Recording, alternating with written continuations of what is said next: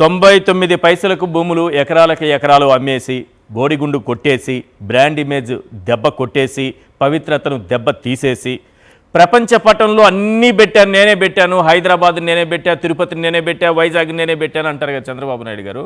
ఆ ప్రపంచ పటం నుంచి వైజాగ్ను మాయం చేసే కుట్ర ఏమన్నా జరుగుతోందా? ఏంటి విధ్వంసం విశాఖలో? ఈశ్వర్ గారు, మీకు మా సోదరిమణి పుణ్యశీల గారికి, గంగారాం గారికి, సాక్షి టీవీ న్యూస్ ఛానల్ వీక్షకులందరికీ కూడా నా హృదయపూర్వక నమస్కారాలు. Good evening one and all.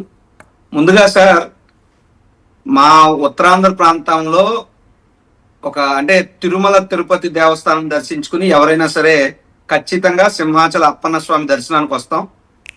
Simhachalam మహాపుణ్యక్షేత్రము, Shri వరాహ నరసింహుని దివ్య ధామము అని చెప్పి మా ప్రాంతంలో ప్రసిద్ధి. అటువంటి కొండని ఈరోజు తొలిచేస్తుంటే అది చాలా బాధ కలిగిస్తా ఉంది. ఏ కర్మ పట్టిందిరా బాబు, ఈ రాష్ట్రానికి ఇటువంటి పాలకులు దొరికారు వచ్చారు అనేటువంటి భావోద్వేగమైనటువంటి ఇబ్బంది కలుగుతా ఉంది.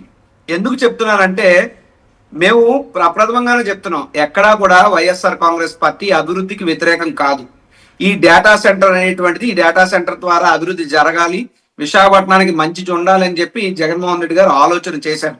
అయితే ఏదైతే ఇందాక గంగారాం గారు చెప్పారో, తొర్లవాడ గాని రాంబిల్ గాని అక్కడో 240 ఎకరాలు, ఇక్కడో సుమారు 200 ఎకరాలు కూడా కేటాయింపు జరిగింది. ఇక్కడేమో 160 ఎకరాలు ఈ ప్రభుత్వం మొత్తం. అయితే మేము తొర్లవాడకో రాంబిల్కో మేము వ్యతిరేకం కాదు. ఈ 160 ఎకరాల కొండ ఏదైతే కేటాయించారో దానికి మేము వ్యతిరేకిస్తా ఉన్నాం. ఎందుకు వ్యతిరేకిస్తున్నాం? ఒకటి, ఆధ్యాత్మికంగా వ్యతిరేకిస్తా ఉన్నాం. రెండు, పర్యావరణ పరిరక్షకులుగా వ్యతిరేకిస్తున్నాం. గతంలో ఋషికొండ మీద సుమారు 10 ఎకరాల ప్రాంతంలో గతంలో భవనాలు ఉంటే ఆ భవనాలకి అక్కడ ఉన్నటువంటి రెస్టారెంట్లు కూడా స్థానికులుగా అనేక సందర్భాల్లో మేము వెళ్ళినటువంటి వ్యక్తులు మాకు తెలుసు అక్కడ ఇంతకుముందు ఉందా లేదా అన్నది. స్వయంగా సెల్ఫ్ ఎక్స్పీరియన్స్. మా చిన్నప్పుడు అనేక పర్యాయాలు వెళ్ళాం ఆ ఋషికొండ పైకి, అది వాటి దగ్గరికి. సో ఉన్న భవనాలనే తొలగించి దాన్ని రెనోవేషన్ చేస్తూ ఒక ఆంధ్రప్రదేశ్ వైట్ హౌస్ లాంటి బిల్డింగ్లు జగన్మోహన్ రెడ్డి గారు నిర్మిస్తే వీరు వచ్చి ఋషికొండకు బోడిగుండు కొట్టారు. ఋషికొండ మీద ఋషికొండ అని పేరట, ఋషులు అక్కడ ఉండడం వల్ల, ఋషులు తపస్సులు చేయడం వల్ల వచ్చిందని చెప్పి చంద్రబాబు నాయుడు గారు చెప్పారు. మరి ఇప్పుడు ఇది వరాహలక్ష్మీ నరసింహస్వామి అవతారంగా వెలిసినటువంటి సింహాద్రప్పన కొండ కదా, కొండను ఎలా కొడుతున్నారు? ఇది కదా కొండలను మింగేయడం అంటే, ఇది కదా కొండకు బోడిగుండు కొట్టడం అంటే.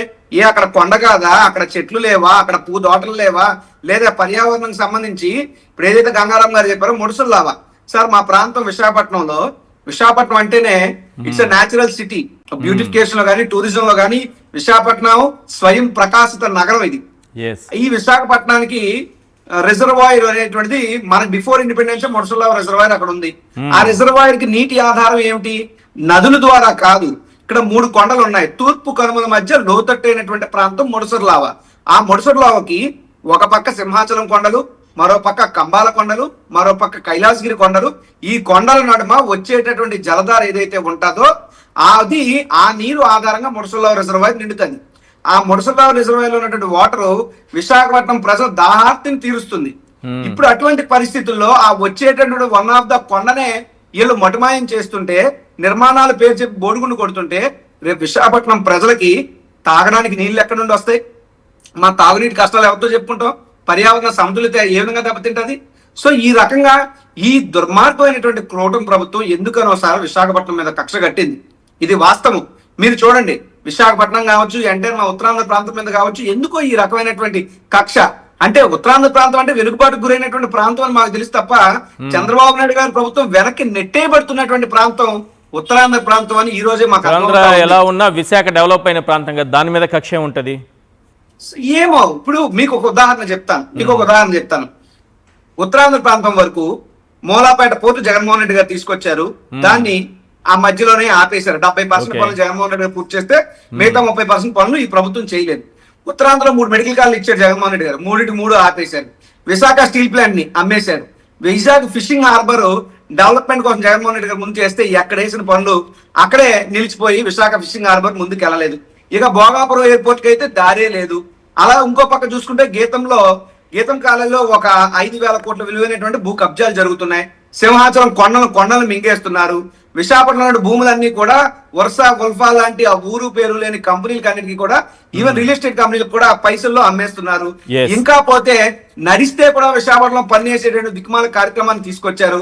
దాన్ని గట్టిగా వ్యతిరేకించి ప్రతిఘటించిన వాళ్ళలో అక్కడ గంగారాం గారు ఆ పార్టీ నుండి వైఎస్ఆర్ కాంగ్రెస్ పార్టీ మేము వెళ్ళి నానా యాగి చేసి ప్రెస్ మీట్లు పెడితే ప్రభుత్వం మళ్ళీ దాని మీద పునరాలోచించే పరిస్థితి వచ్చింది.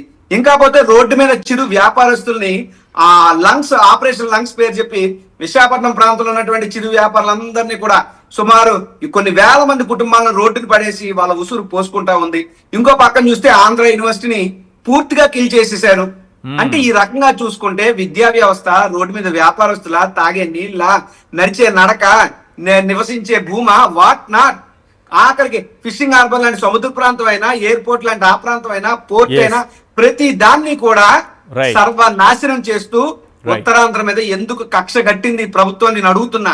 ఎస్పెషల్లీ విశాఖపట్నం మీద ఎందుకు ఈ కక్ష అంటే, విశాఖపట్నం ఒక మహానగరంగా ఉంటే భవిష్యత్తులోకి ఏమైనా ఇబ్బంది అనుకుంటున్నారా, మరి ఏమనుకుంటున్నారో తెలియదు కానీ ఇలా దిగిపోయే లోపు విశాఖపట్నాన్ని నాశనం చేసి దిగిపోవాలని కంకణం కట్టుకున్నారా అన్నటువంటి అనుమానం మాకైతే కలుగుతా ఉంది. ప్రభుత్వం ఈ రకమైనటువంటి చర్యలకు దిగడం అనేటువంటి దుర్మార్గం అని చెప్పి తెలియజేస్తున్నాను సార్. రైట్ సార్, నిన్నటి కేబినెట్ భేటీలో చాలా కీలకమైనటువంటి నిర్ణయాలు తీసుకున్నారు. మోడీ గారు చెప్పినటువంటి పొదుపు మంత్రాన్ని పాటించాలి, కాన్వాయ్ని కూడా తగ్గించుకోవాలి, పెట్రోల్ ఖర్చులు, డీజిల్ ఖర్చులు తగ్గించుకోవాలి, వినియోగం తగ్గించుకోవాలి అని చెప్పి 12 వాహనాలు ఉన్నటువంటి కాన్వాయ్ని చంద్రబాబు నాయుడు గారు 4 వాహనాల కాన్వాయ్గా మార్చుకొని అద్భుతంగా కొన్ని వీడియోలు తీసి దానికి ఎంత ఖర్చు పెట్టారు, అసలు ఖర్చు తగ్గించుకోవాలి, పబ్లిసిటీ కోసం పెట్టారు. మీకు మాట చెప్తాను, మీరు కార్లు కాన్వేల్ వరకు వెళ్ళిపోతున్నారు. అంత దూరం లేదు సార్, ఈ గవర్నమెంట్ కి అంత సినిమా అయిపోతుంది. మీరు విశాఖపట్నంలో యోగాంధ్ర కార్యక్రమాలు చెప్పు గానీ, లేదంటే ప్రధానమంత్రి మీటింగ్ పేరు చెప్పు, ముఖ్యమంత్రి మీటింగ్ పేరు చెప్పు, మొబైల్ టాయిలెట్లు పెడతారు కదా, మరుగుదొడ్లు అంటారు తెలుగులో. అవును, దానికి బయట ఇండియా మార్ట్ లో మీరు కొంటే ఒక మొబైల్ టాయిలెట్ ఖరీదు 19,000 18,000 ఉంటది. ఇలా పర్ డే ఇచ్చిన రెంట్ 16,000 18,000. మరుగుదొడ్లు పేరు చెప్పి కూడా గట్టి తిన్నటువంటి కక్కుర్తి ప్రభుత్వం ఈ ప్రభుత్వం. వీళ్ళు దోబరాలకు పెట్టింది పేరు, దోబరా అనే పదానికి care of address Chandrababu Naidu గారు జల్సా రాయుళ్ళు ఈ ప్రభుత్వంలో. మంచినీళ్ళు కూడా హిమాలయన్ బాటిల్స్, కాస్ట్లీ వాటర్ ఉంటే తప్పితే ఆ గొంతు దిగదు. మామూలు కిల్లె నీళ్ళు వేస్తే మరేటో చంద్రబాబు నాయుడు గొంతులు అడ్డెడిపోతుంది నాకు తెలీదు. వాళ్ళు తాగాలంటే హిమాలయన్ వాటర్ బాటిల్లే కావాలా.